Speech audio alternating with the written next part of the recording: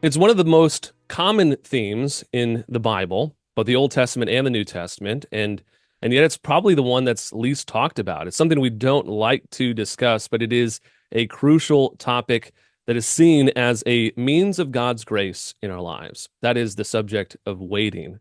I know already you're probably getting tense and anxious about it, but this is the very important subject, especially in connection with our study right now in the book of Genesis. I'm really privileged to be joined today by Mark Vroegop, who is the author of Waiting Isn't a Waste: The Surprising Comfort of Trusting God in the Uncertainties of Life. It's a subject that I am excited to explore, even though a little bit aware of the fact that this is a difficult subject to address. So, Mark, thank you so much for being a part of the many voices for that one message. You're welcome. Thanks for having me on today. Why don't you get started by telling us a little bit about the impetus for this book? What is it that prompted you to write a book on the subject of waiting? Well, to be frank, I wrote the book because I stink at waiting and I wanted to get better. Some books are written out of a sense of expertise or some, major success story or experience that someone's gone through. In some respects, there was certainly some experience that I went through, like so many of us from 2020 through 2022. But I just found myself in that season, particularly 2020 through 2022, in just any number of sort of gap moments where felt like there was no win options on the table. It felt like the solutions in front of us weren't great. And then I also realized that I'm not very good at living in this moment. And I thought, I need to lean in. I got to figure out what does it mean to wait on the Lord. And so that was the impetus for discovering some of the truths here and also putting the book together. Now, you also mentioned in the book your name plays into this as well. I think sometimes we see that throughout the Bible, especially in Genesis, the names all have meaning, and seems to play out in the story of their life. That's certainly true of you as well. Yeah, I mean, waiting is a universally disliked word, right? I mean, do you anybody who says, "Oh, great, we get to wait." I mean, we just don't like it. But I particularly don't like it. It doesn't fit with my personality. Doesn't even fit with my last name.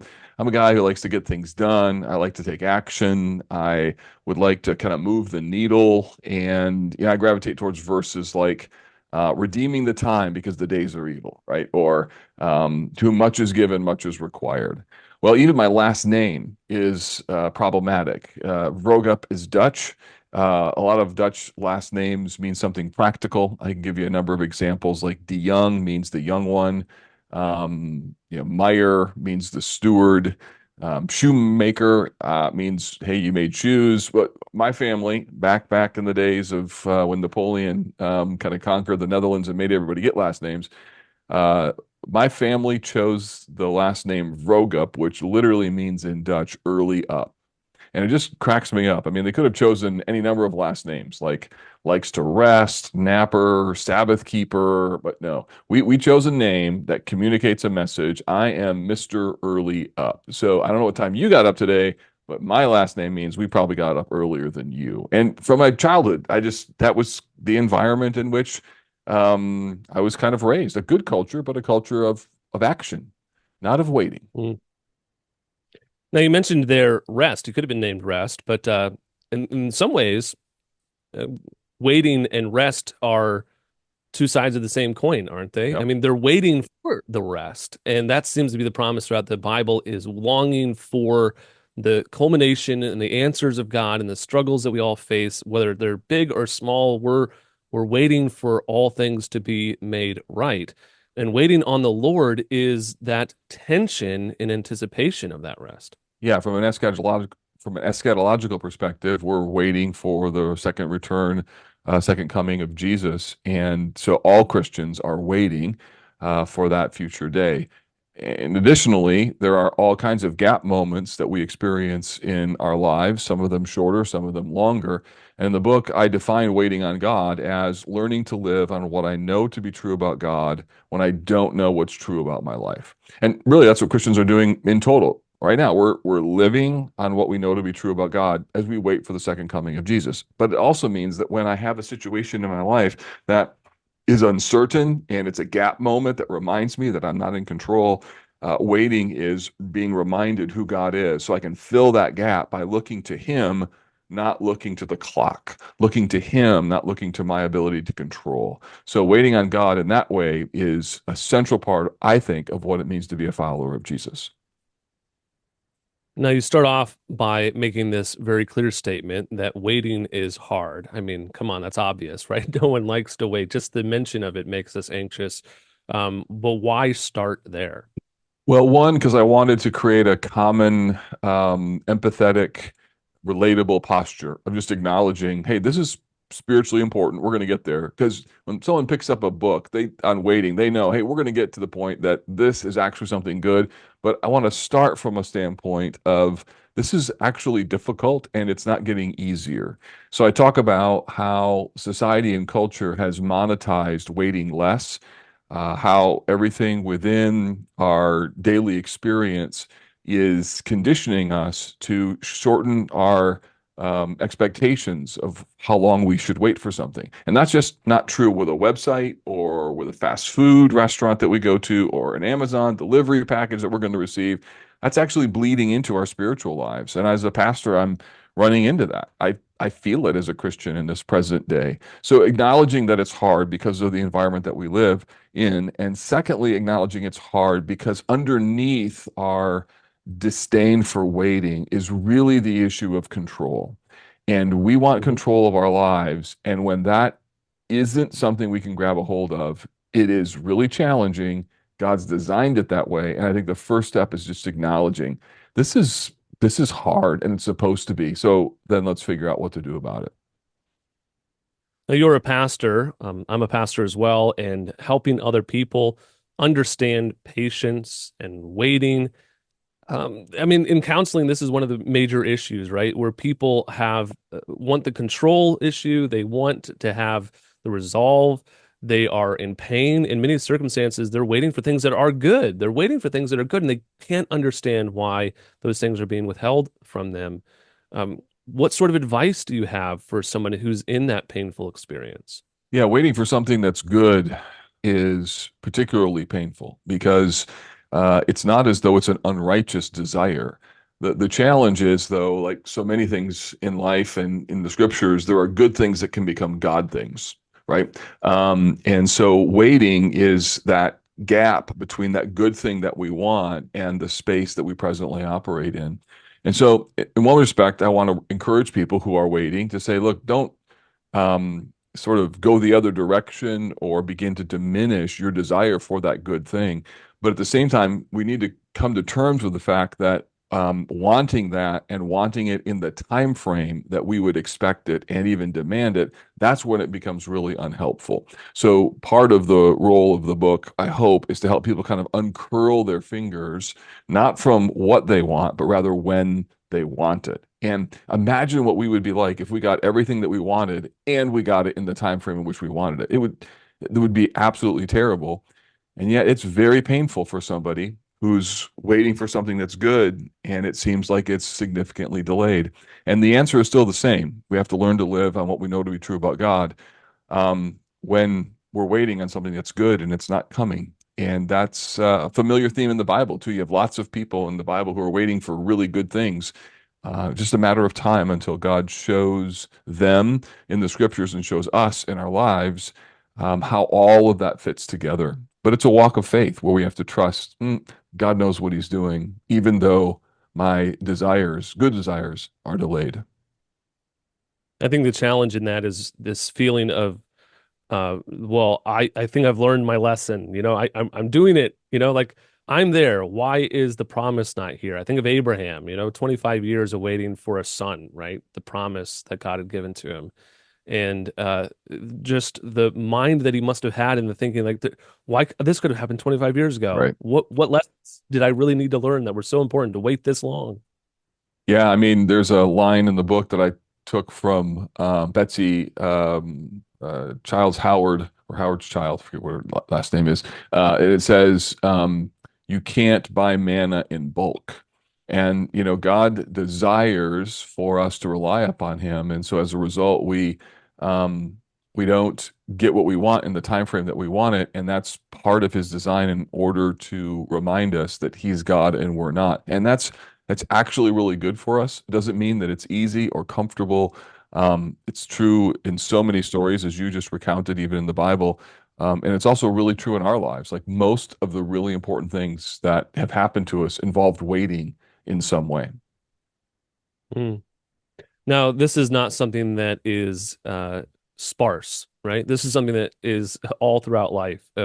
We get through one season of waiting, and right around the corner, there's another season of waiting for the next thing. In many cases, we want to make leaps ahead in our sanctification, but God doesn't do that. This is actually something that is pretty common in the Christian life. It is. And that's one of the reasons that James uses the example of a farmer when he talks about the value of spiritual patience. He even uses the word wait, how the farmer waits for the latter rains. The idea is, and I love this illustration, that a farmer plants his or her seeds in the ground and then has to wait for the process of germination, wait for the crops to grow, and then harvest at just the right time. So if you aren't into waiting, you probably shouldn't be into farming, right? It's part of the dynamic. And James uses that as an illustration of what it means to be a Christian. And so in the book, I argue, look, if you don't like waiting, you're going to have a hard time following Jesus well because there's so many different seasons. And it's not just you wait for one thing, but we really have lots of opportunities to wait. And the aim of the book is to help us get better to be able to embrace those moments. And what's more, to actually see waiting is so valuable that we begin to build waiting into our decision-making process. Um, Taking some time to wait upon the Lord rather than having waiting as something that happens to us, that we're actually embracing it as a lifestyle and maybe even as an identity. I am a person who waits on the Lord. That's sort of an intentionality of waiting. I don't think that's something many of us think about. I think of the spiritual disciplines, fasting seems to maybe come the closest to this, where we're willingly putting ourselves through something that's going to make us uncomfortable Hmm. or back something from us that we really want. But that's rare in most of the disciplines in the sense that we're waiting for something. We're putting ourselves in an uncomfortable position, but you're talking about waiting as something to approach with intentionality. Yeah, even identity. Eugene Peterson really helped me with this. He describes waiting as being a watchman. So many times we think, oh, I'm not doing anything while I'm waiting. Well, actually, you are. You just have the wrong frame of reference. A watchman is somebody who is paid to do nothing as he or she looks and is anticipating. And really, what it means to be a Christian is we are waiting for the return of Christ, but we're also waiting for God's answer and we're waiting for his provision of the grace and strength that he promises to those who wait on him. And so one of the things I think that's been helpful for me is just to realize, look, part of my identity is to be a watchman. I'm I'm waiting for the Lord. My role is to stay at my post and wait to see what he's going to do. And I've seen God do some really amazing things as I've embraced that position, just to kind of take a step back, slow down, and like, I want to wait for the Lord. I want to watch and see what he does. It's beautiful. This expression is used throughout the Bible, waiting on the Lord. You keep on bringing it up. This is something we see. It's a main theme in the Bible. We Hmm. see it just every book almost in the context of waiting in the Old Testament for the promise, waiting in the New Testament for his return.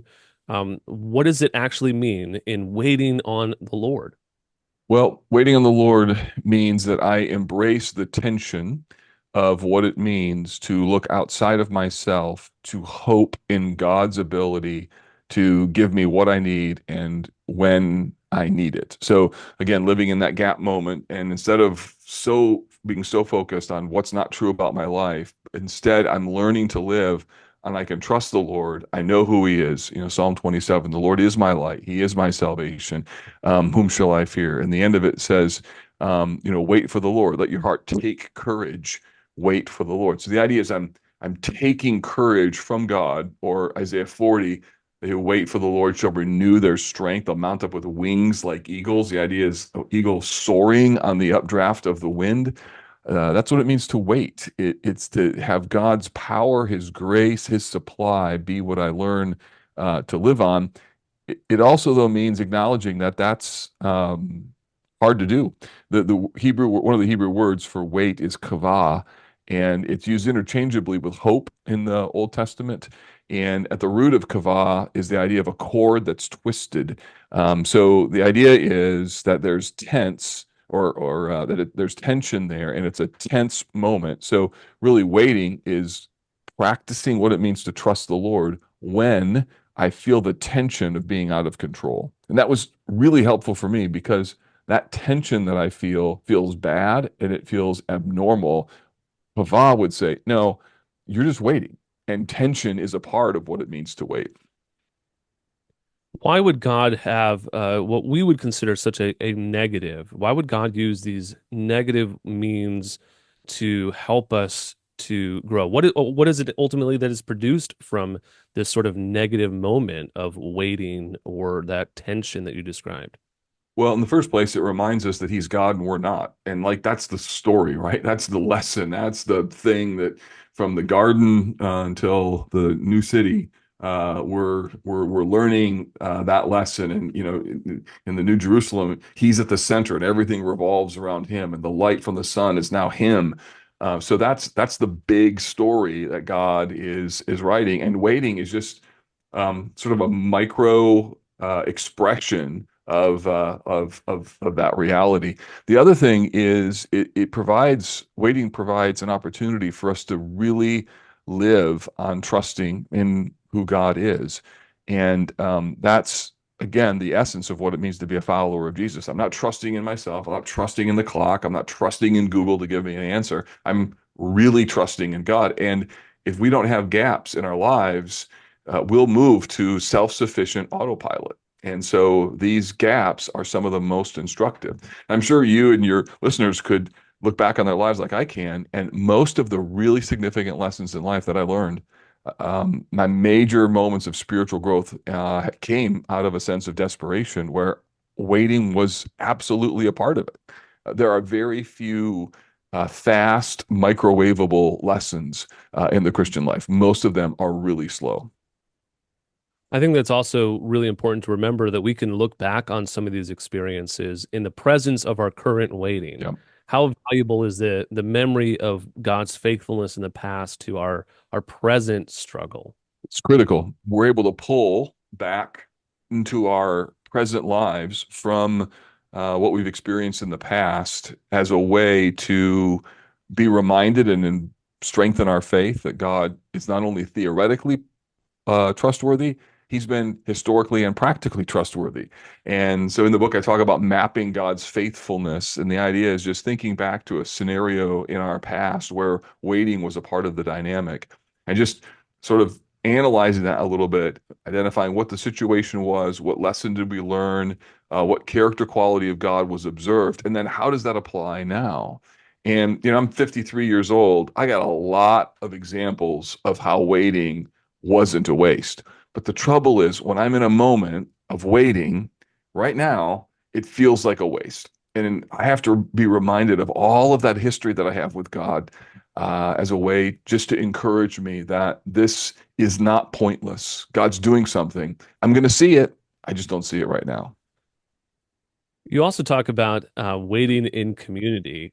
Waiting seems to be a very isolating event. Not only is it something you feel internally and it's hard to even express with other people, but also seems to be happening to you, singularly. Like you can't even imagine that other people are feeling what you're feeling. It's very isolating. And it also can be something that pulls you out from the experience of other people. If everyone else is happy and you're struggling, you don't want to be there. So how is waiting something we exercise as a group of believers? Yeah, well, first it's acknowledging that we're all waiting. All Christians are waiting for the return of Jesus, and there's far more people in our churches that are waiting than what we'll even be aware of. And the trouble is that we don't talk about it very much, or it's got to be a super big crisis or a really difficult challenge before we actually kind of bring it to the surface to discuss it. And one of the ways we can just help one another is to recognize that waiting is really important, waiting is really hard, and there are lots of ways that people are waiting and wrestling with that season. So we can validate it in acknowledging that that's true. We also have stories of people who have seen the faithfulness of God through their waiting, and those stories could be used to help encourage other people. And in some cases, there's folks who are waiting and they just need practical help for encouragement. They need their burdens lightened, they need their hearts to be filled with hope. And it's easy to kind of forget what you really believe when you're in waiting because it can, a season of waiting, because it can be so exhausting and faith challenging that we really need the entire community to come around as we sing together, receive God's word on the Lord's Day, take communion together, as we encourage each other, as we reach out and meet needs. Like all of that is designed to help people who are waiting. And in the book, I try to make the case that waiting can actually really be a great opportunity for us to care for one another. It's just that we don't often see how important that moment is. We just think, oh, they're waiting. Well, no, they're doing more. They're battling through that waiting. And how can we help them to walk through this season, trust in God, and do it successfully?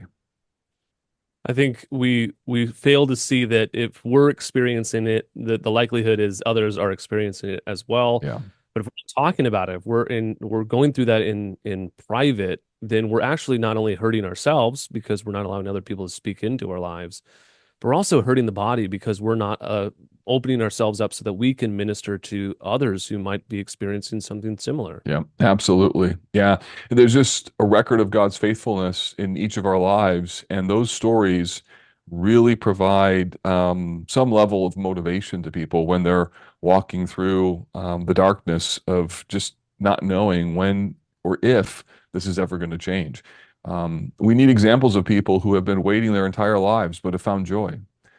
Because the conclusion to waiting isn't always getting what you want. Sometimes the waiting doesn't end. And how do you experience a sense of contentment when the answer has been no for decades? And what does that look like to still be a faithful follower of Jesus with the kind of delayed or deferred hopes that have been a part of your life for a long time?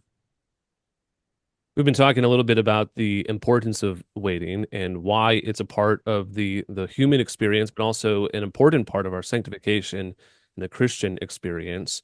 But the title is "Waiting Isn't a Waste," and you kind of imply that we actually waste this time of waiting because we're not doing what we're meant to do in the process of waiting. Yeah, we think that waiting is just negative.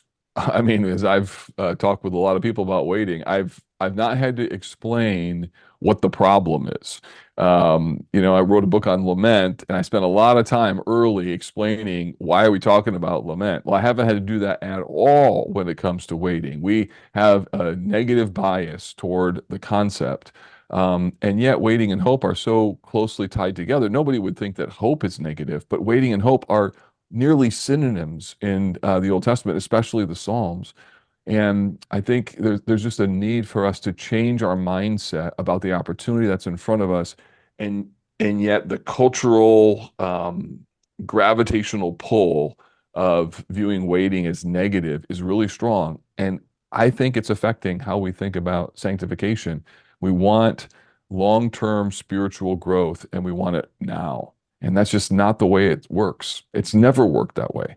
And I think it's important just to reckon with that and then embrace rather what it means to patiently wait on the Lord and not waste it by thinking it's negative or by wasting it by filling it with things that are not going to be helpful, even things that are going to be sinful, because we get angry, we get anxious, or we just get apathetic and we quit. Hmm.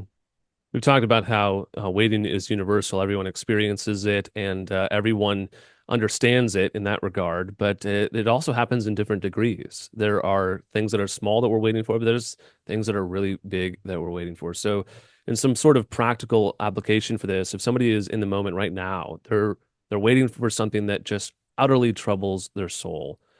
Dark Clouds, Deep Mercies, your other book. What kind of advice do you have for them in those moments? Yeah, so troubles of the soul that are grief related is why I wrote Dark Clouds, Deep Mercy to try and help us unpack lament. Lament applies to grief, like waiting applies to gaps. Lament is the language we use when we're in pain. How do we talk to God to try and process the sorrow of our hearts? But waiting on God is what we do when we're in a moment and we are really struggling with the timing. So we're struggling with the when question. Lament wrestles with the why question, like why is this happening? Waiting is more on the when and the time frame, and so they're linked because they're both the spiritual resources that can be applied to difficult and challenging moments, but they're just coming at it from two very different angles.